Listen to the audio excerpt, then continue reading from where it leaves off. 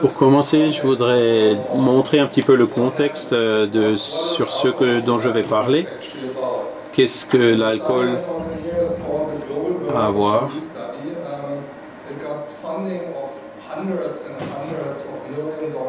Il y a eu des centaines de millions de dollars d'investissement pour déterminer quels sont les principaux facteurs de risque pour les maladies. Et vous avez ici la liste des 10 facteurs les plus importants de morbidité. Et vous pouvez voir que les substances comme l'utilisation de l'alcool sont parmi les plus importants.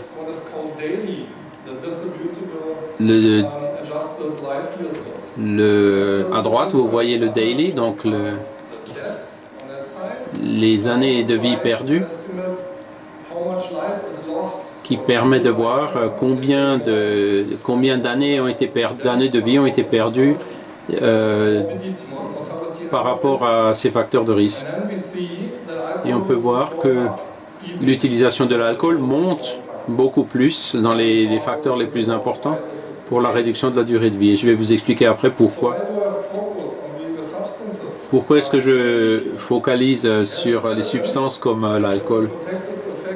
Il y a des éléments qui démontrent que l'effet protectif de la religiosité fonctionne le mieux dans des domaines où les valeurs séculaires ne désapprouvent pas continuellement les attitudes. Donc ça marche mieux sur l'utilisation de l'alcool et c'est généralement appliqué. Les gens sont généralement d'accord par rapport à ça. C'est l'hypothèse anti-ascétique ou de l'anti-ascéticisme qui fonctionne meilleur, qui ne sont pas aussi fortes sur des substances qui ne sont pas aussi fortement interdites par les religions. Pour l'alcool, c'est différent. L'alcool, il y a plus de 200 différentes conséquences. Certains alcools ont des effets bénéfiques, d'autres ont des effets détrimentaux qui dépendent de la consommation. Si c'est une utilisation lourde et chronique ou si c'est juste occasionnel.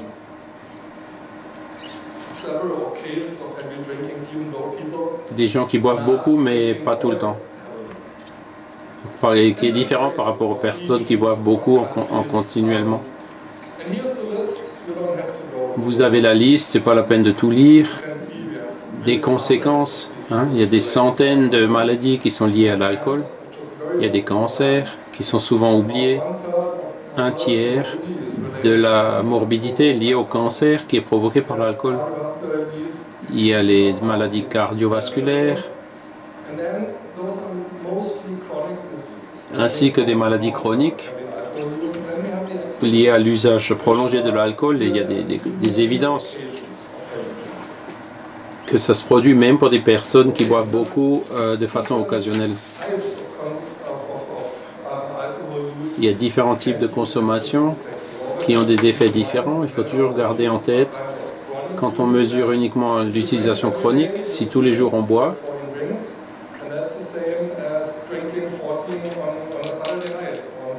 deux verres par jour, c'est à peu près la même chose que 14 verres uniquement le week-end, mais les effets seront différents, soit pour des effets des maladies chroniques. Pour vous donner une vue générale sur comment est distribué les différents types de consommation. Donc ça c'est un système de mesure en Suisse qui a des équivalents dans d'autres pays, normalement en France. Donc c'est 20 à 30 grammes par day. 10 grammes c'est un verre quoi.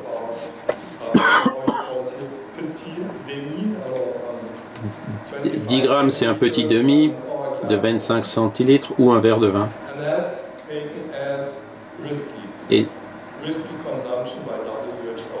ceci, là vous avez des niveaux qui sont considérés comme risqués par l'OMS.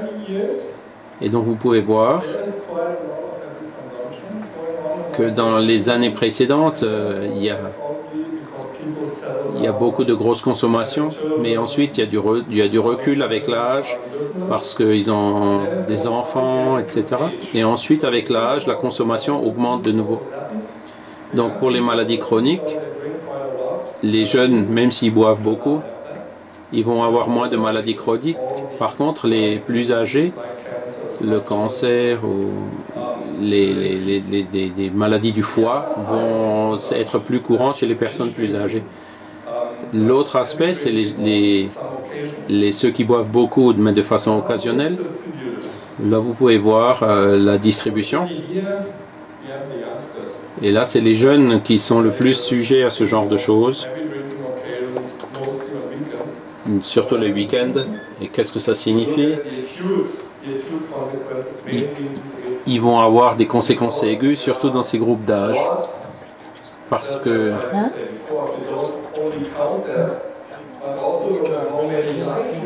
si on regarde pas seulement le nombre de décès, mais aussi le nombre d'années qui sont perdues, ça a un effet important.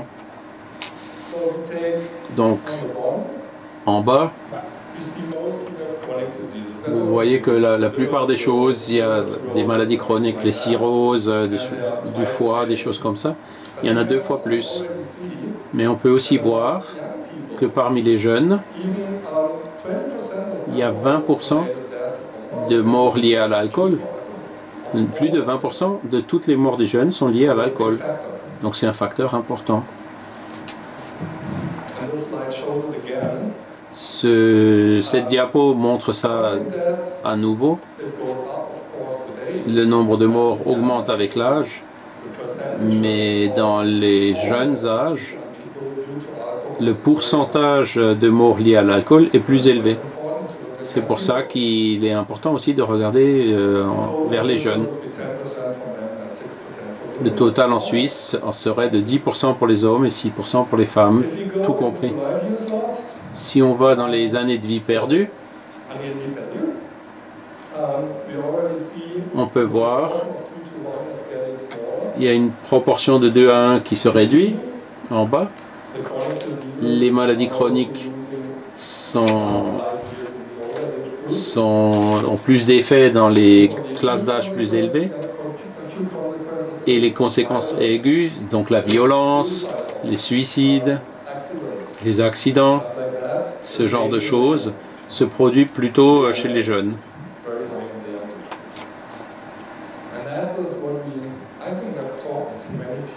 Et j'ai dit à beaucoup de gens, mais personne ne croit, mais qu'on peut vraiment le démontrer. L'alcool, c'est la principale cause de mortalité chez les jeunes, chez les adolescents et les jeunes. Il faut bien sûr aussi, c'est une difficulté liée aux drogues légales. Et donc il y a des centaines de millions de dollars qui sont dépensés pour ces études, pour étudier les maladies, leur importance par le monde, et peuvent mener à ce genre de résultats. Donc sans surprise, en Russie, l'alcool, c'est le facteur le plus important. Mais il n'y a pas que la Russie, il y a aussi l'Europe. La Suisse est un petit peu plus claire que la France, mais seulement un tout petit peu. Là, vous voyez la distribution. Il faut se préoccuper aussi dans nos pays. C'est pas que la Russie ou l'Afrique du Sud. Donc maintenant qu'on sait cela, que faire pour la prévention? Quelles sont les stratégies? Qu'est-ce que nous faisons? L'un, c'est de dire le produit est dangereux. À partir de là, il y a 2 options. On fait de l'éducation, des campagnes pour informer les personnes, ou on restreint l'accès aux alcools en augmentant le prix, en vendant les horaires où on peut les vendre ou les consommer, etc. Ou alors, on agit au niveau de l'individu. On peut se focaliser, lui, sur notre effort de prévention. Donc là aussi, il n'y a pas beaucoup de solutions. Soit on augmente les compétences sociales, on leur fait changer leur perception et ce genre de choses. Et l'autre aspect, c'est le contexte. Il est clair et populaire. En Suisse ou en France, on peut avoir de l'alcool n'importe où et n'importe quand. Donc, ce qu'on peut faire, c'est appliquer des mesures structurelles pour augmenter les prix, réduire les horaires et les quantités consommées. Donc, la première partie, ce sont les stratégies éducatives. Et la deuxième partie, ce sont les approches structurelles. Alors, quelle est leur efficacité?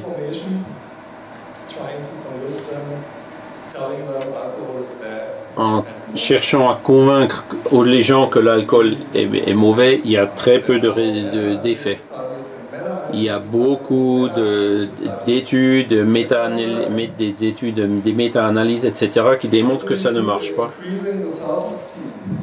Alors, on peut augmenter l'estime de soi, proposer aux jeunes des alternatives pour ne bois pas, mais va jouer au foot ou des choses comme ça. Ça ne marche pas non plus. Leur apprendre, c'est une méthode, une manière américaine de faire, juste de dire non. Ça marche pas non plus en Europe.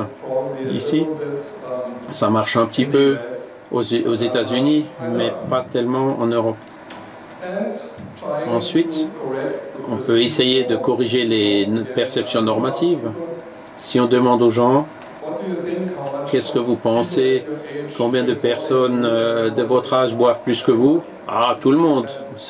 Plus de 50% boivent plus que moi.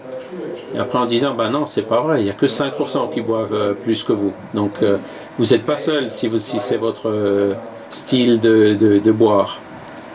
Et ça aussi, c'est me démontrer comme ayant un effet faible. Alors, un exemple d'information qui montre comment donner des informations est différent et difficile. Donc, il y a le gris. Ça coûte cher. Il faut les coller, les afficher.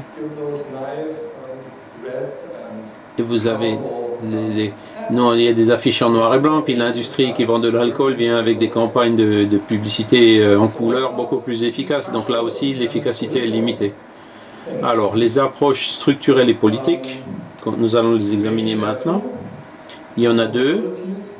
La première, c'est restreindre l'accès aux produits, interdire la vente aux mineurs, interdire la vente après 1 heure du matin, et de restreindre aussi l'attrait du produit en interdisant la publicité, par exemple. Quelque chose dont je ne vais pas parler, c'est travailler dans une situation particulière comme la circulation routière. Et ça marche mieux. Il y a de la répression très claire ici. Et donc, ça a permis quand même de réduire les accidents de circulation liés à l'alcool.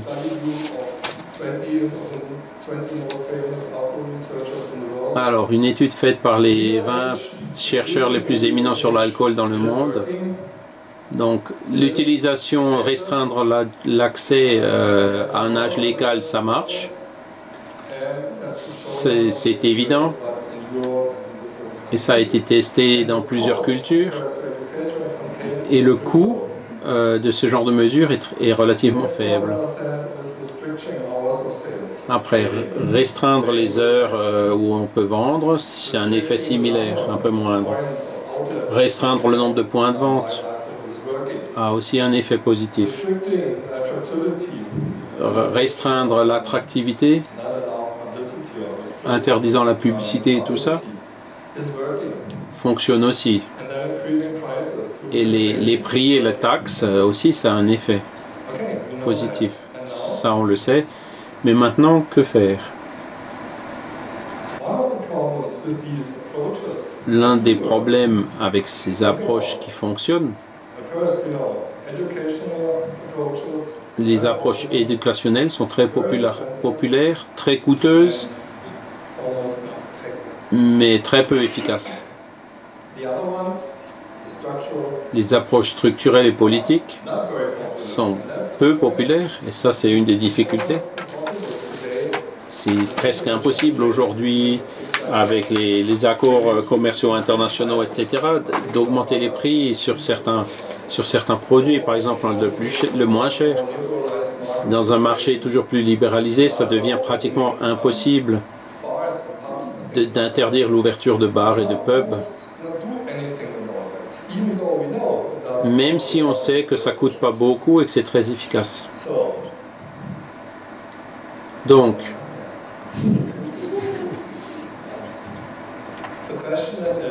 la question donc est, nous savons que c'est un problème. Nous n'avons pas beaucoup de ressources dans nos mains pour faire quelque chose contre ça. Pourquoi est-ce qu'on se concentre pas suffisamment sur des facteurs où on sait qu'ils ont une efficace pour l'effet? Et on sait que la religiosité a un effet. Et il y a plusieurs revues qui ont été faites et qui le démontrent.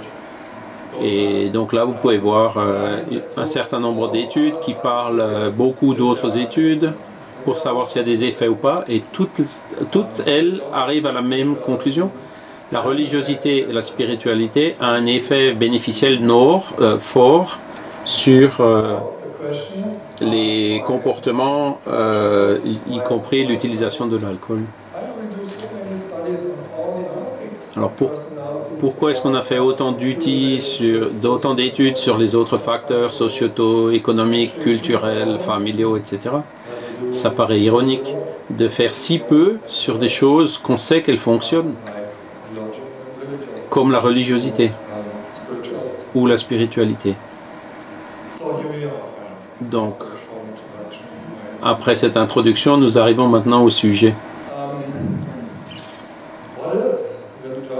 Qu'est-ce que c'est que la religiosité ou la spiritualité? Donc j'ai légèrement parlé pendant le repas. Pour moi, pour un débutant dans votre domaine, c'est pas encore tout à fait clair. Il y a plusieurs méthodes de mesure pour mesurer la religiosité, organisationnelle ou les affiliations religieuses, d'être catholique ou juif. L'identification, les sujets de la religiosité.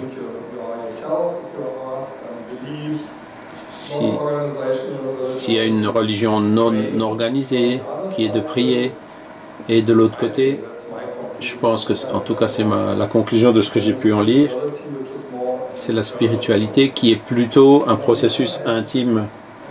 De l'autre côté, croire en un Dieu et pratiquer une religion, est-ce qu'on peut vraiment séparer tout cela?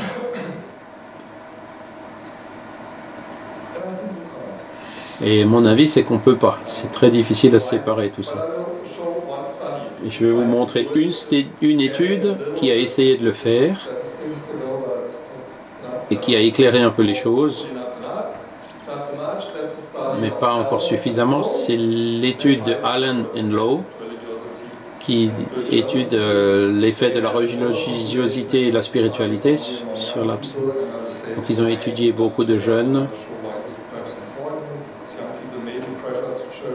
Donc il y a des jeunes qui peuvent subir des pressions pour aller dans une église et qui utilisent aussi d'autres drogues que les drogues légales.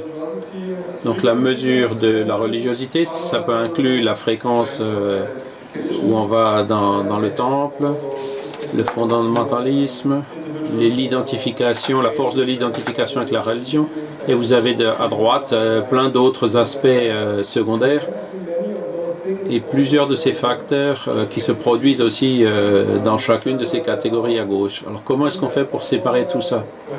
Il y a beaucoup de recouvrements. À gauche, c'est plutôt les choses structurelles et à droite, c'est plutôt les choses, la manière d'être et de croire.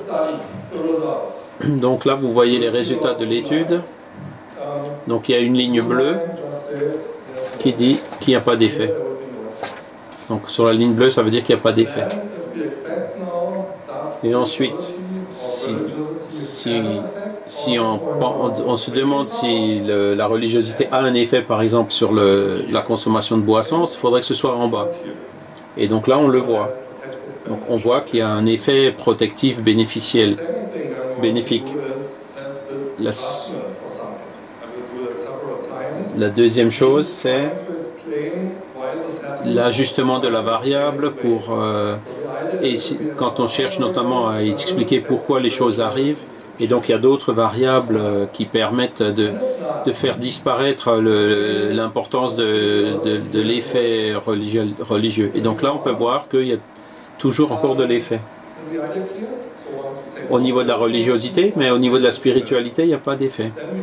Donc pareil pour l'usage de substances illégales.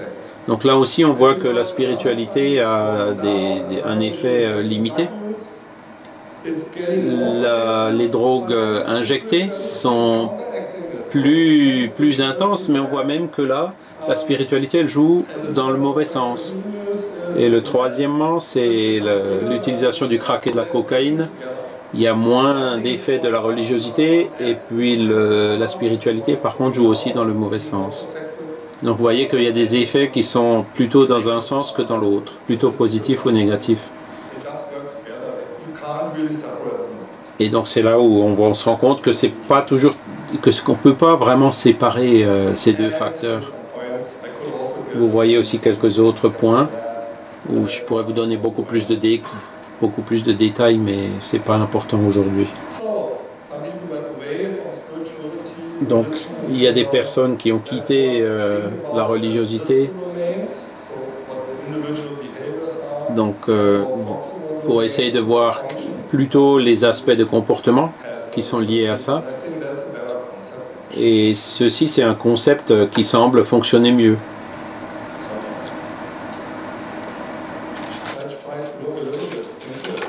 Alors si on examine cela, une étude réalisée au Mexique, donc qui sépare la religiosité externe, donc aller aux églises, et la religiosité intime. Et il y a un troisième point que vous pouvez oublier pour l'instant, c'est donc la considération des autres facteurs qui peuvent avoir un impact. Donc qu'est-ce qui se passe? D'abord, ce qu'on peut voir, le sens interne élevé est toujours meilleur que la pratique externe, donc juste d'aller à l'église. Et dans cette étude mexicaine, on voit que en fait, le fait d'aller à l'église, c'est considéré comme étant une norme ou quelque chose de normal. Donc si on va souvent à l'église et qu'on a une croyance interne, on est renforcé par nos croyances et ça marche le mieux. Mais à l'inverse, même si on va souvent à l'église, mais que ça ne correspond pas à notre conviction intime, que ce n'est pas notre propre croyance, ben l'effet il est moins bon. Il réduit moins l'utilisation de ces substances. Et il y a eu plusieurs études qui ont été faites dans ce sens, qui me fait conclure qu'il est impossible de contraindre une personne à une religion. Ce qu'on peut juste, c'est, si ce n'est pas leur propre conviction et qu'ils n'y croient pas, l'effet peut être le contraire.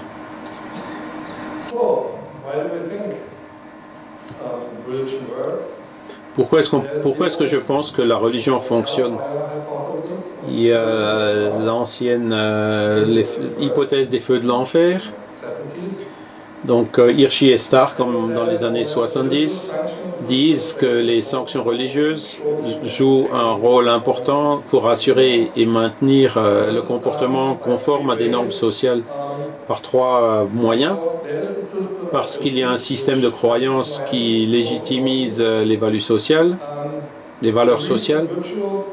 les rites et les rituels dans l'Église renforcent l'adhésion à ces valeurs. Si vous allez à l'Église, on vous le rappelle. Et troisièmement, le monde extérieur et les punitions extérieures, donc les récompenses comme le ciel, et puis le paradis, et les punitions comme l'enfer ont aussi contribué aussi à cet effet. Beaucoup de personnes ont essayé d'expliquer ça différemment. C'est ce que j'appelle l'effet direct de l'hypothèse du feu de l'enfer ou de la religiosité. Ils essayent de l'expliquer de la façon suivante. Alors, une étude qu'on a déjà vue, c'est que les liens sociaux jouent le rôle prépondérant. Si vous avez une affiliation religieuse, vous avez un meilleur contrôle social, vous avez plus de liens sociaux, d'autres personnes qui partagent les mêmes valeurs. Et ces liens sociaux renforcent aussi l'engagement à la religion, au code de cette religion, et donc à une diminution de l'utilisation des substances. Donc là, on voit de nouveau avec l'analyse ajustée et non ajustée, corrigée et non corrigée. Donc d'abord, c'est sur l'alcool. Donc en bleu, la religiosité, et en rouge, la spiritualité. Donc ça, c'est pour la boisson. Les substances illégales. L'injection, bon, il y a une amélioration, mais pas beaucoup. Et pareil pour le crack et la cocaïne. Donc l'effet est limité. Donc les liens sociaux sont une des variables qui pourrait expliquer comment fonctionne la religion, mais on peut voir sur ce graphique que ce n'est pas les liens sociaux qui ont l'effet prépondérant. C'est la religiosité, la spiritualité qui le garde.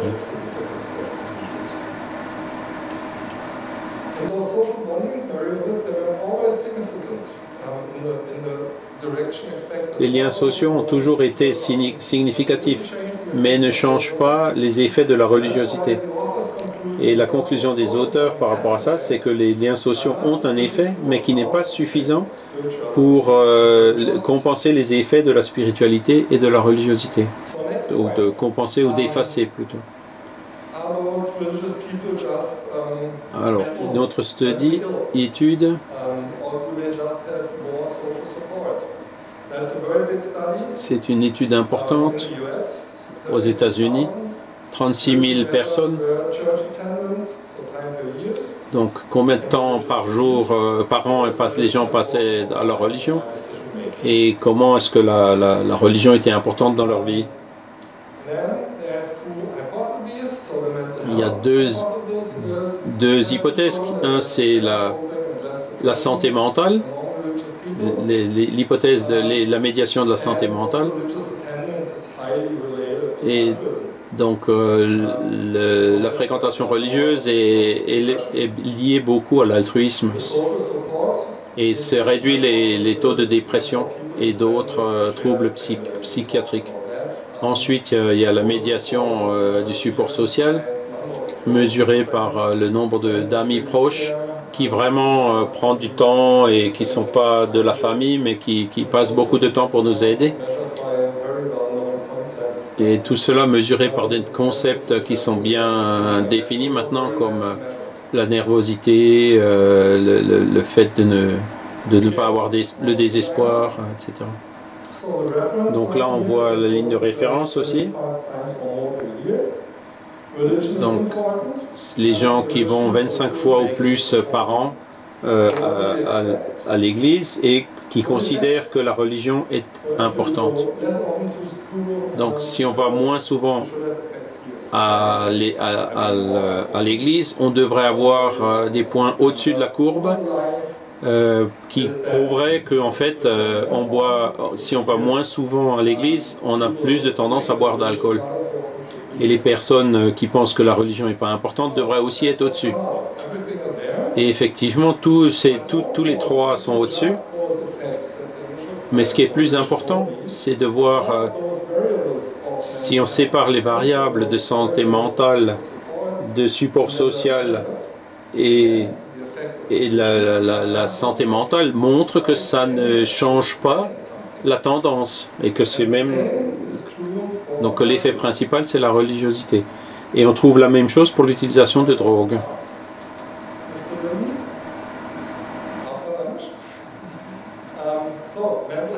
Donc une bonne santé mentale, c'est une protection pour l'utilisation d'alcool et les drogues, mais ne change pas l'effet de la religion.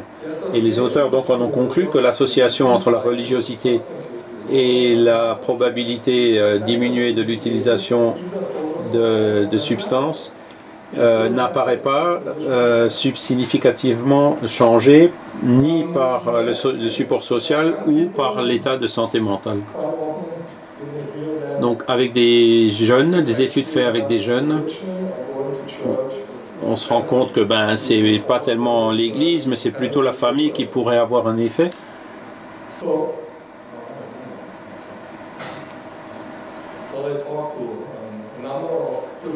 Ils ont parlé à plusieurs jeunes dans cette étude et leur conclusion finale, c'est que qui ont reçu une éducation pour les emmener à l'église, mais les auteurs pensent que c'est plutôt les effets de la famille,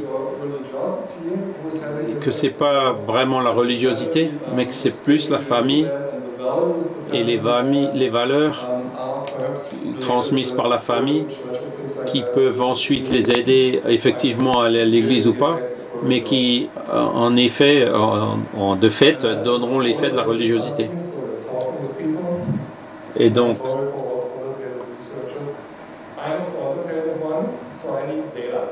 voilà. Et donc, si je suis une personne qui aime bien les aspects quantitatifs et qu'il faut des données, et que cette étude, elle n'est pas suffisamment soutenue par des données. Donc là, il y a l'étude de cohorte. Si vous voulez en savoir plus, ils sont ouverts pour des recherches de tout le monde.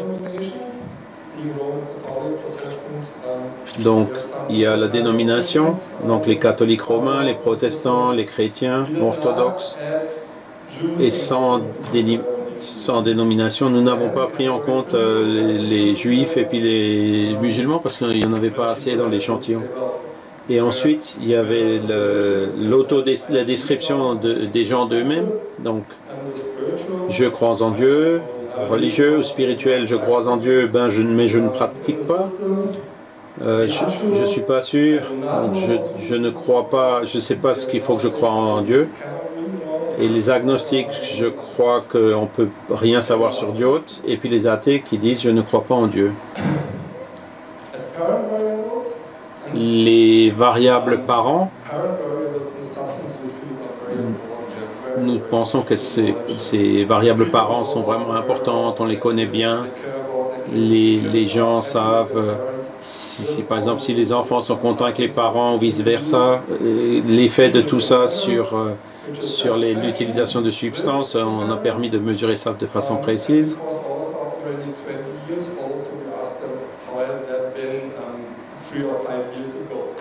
Et les personnes qui ont déjà un certain âge, on a pu leur demander comment c'était il y a 4-5 ans.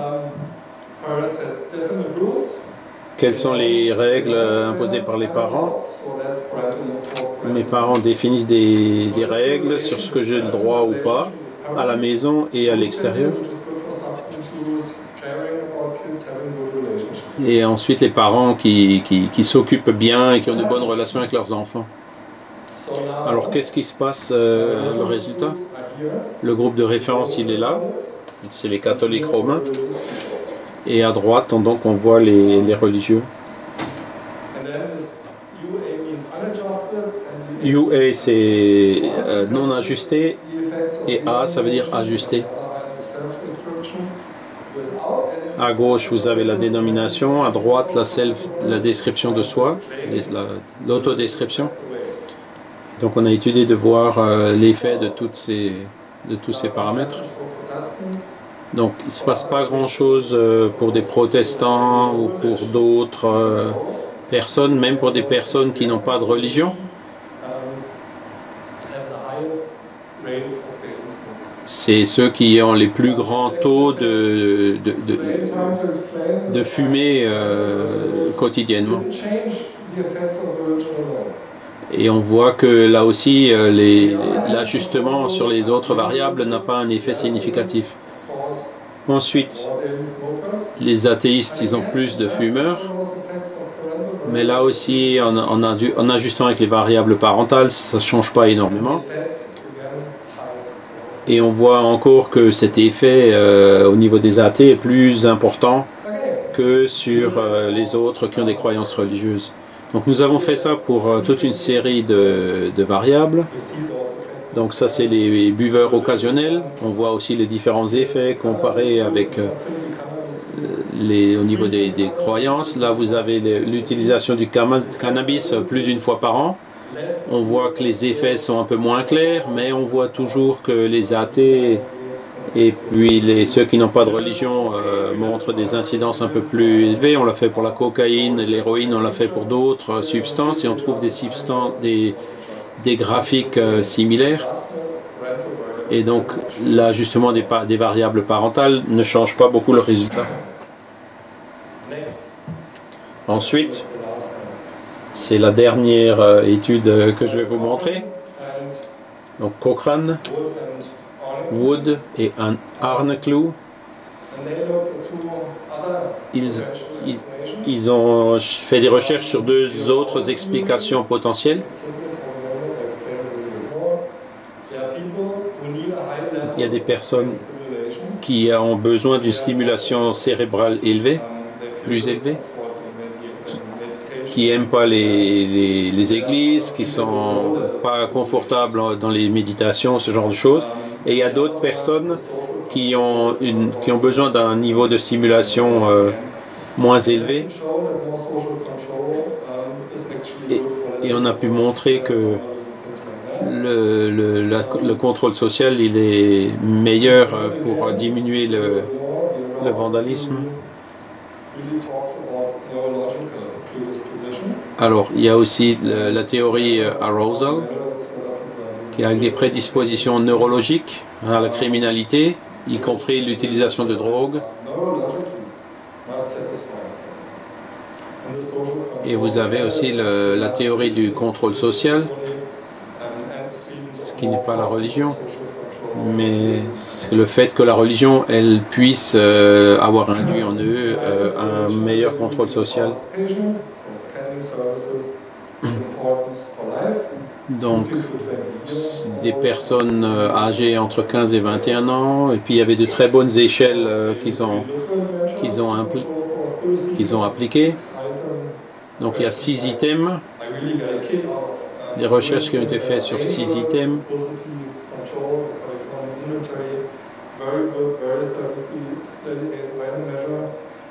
Il y a 38 items qui ont été mesurés au niveau du self-control versus l'impulsivité et la physicalité. Alors, on va arriver aux effets, aux résultats. On a une autre échelle de mesure. Et donc, on s'attend à ce que les résultats soient en dessous de la ligne.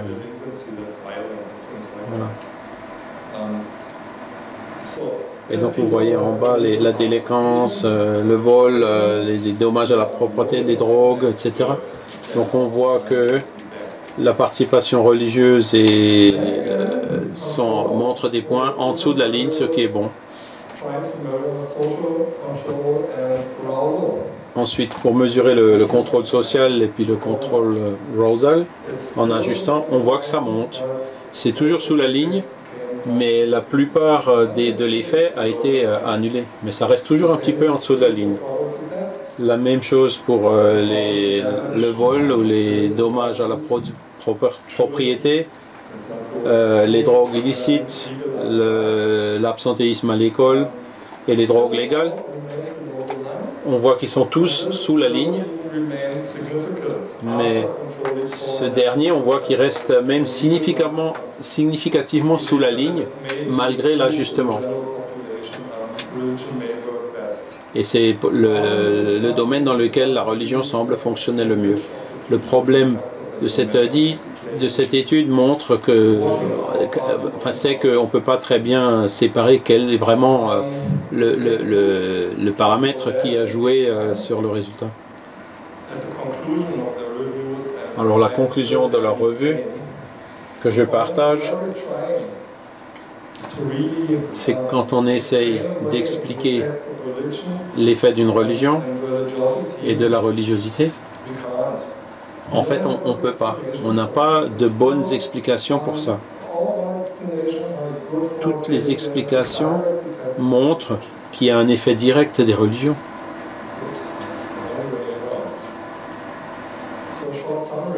Et en résumé, il y a un effet protectif consistant de la religiosité sur l'utilisation de substances, en particulier l'alcool, les drogues légales et aussi cannabis. Alors que pour les enfants chez nous, c'est plus trop considéré comme quelque chose d'illégal. C'est un peu comme du tabac. Malgré plusieurs tentatives, les effets sont rarement annulés par les autres facteurs qui peuvent explicatifs. Et donc, il faut qu'on utilise ce résultat pour définir des stratégies préventives. Tout le monde n'est pas religieux, mais on voit que dans la religion, il y a quelque chose qui marche bien. Donc, mais comment est-ce qu'il faut faire ça? Et pour arriver à ça, il faut que nous approfondissions encore les recherches. Merci pour votre attention.